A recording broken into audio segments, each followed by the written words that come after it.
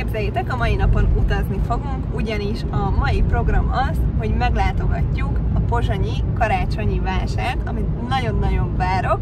Igazából azért, mert nagyon szeretem a karácsonyi vásárokat, borzasztó jó hangulatuk van, kürtös kalácsot biztos, hogy fogunk enni, forralt borozni fogjuk szerintem a Dani, kettőnk közül.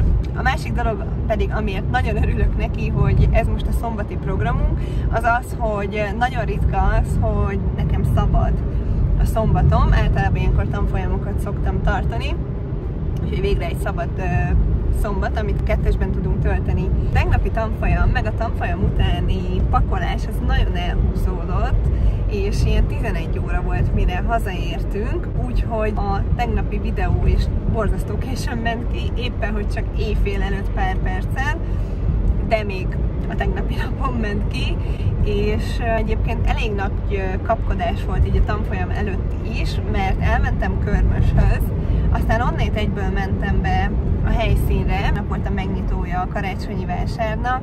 A helyszín az a belvárosban van, és nagyon nehezen találtam parkolóhelyet, nem volt időm felvenni a körmömet, de most megmutatom nektek.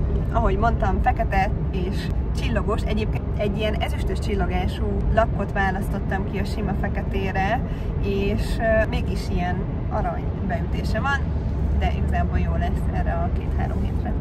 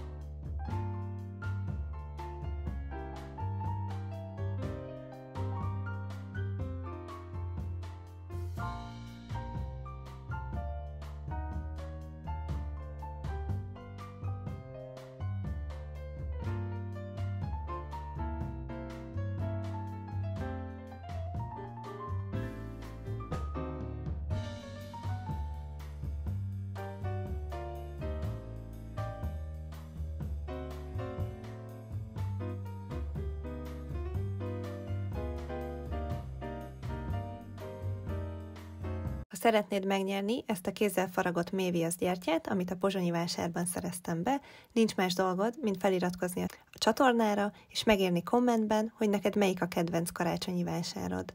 Köszönöm, hogy ma is itt voltatok, holnap ismét találkozunk.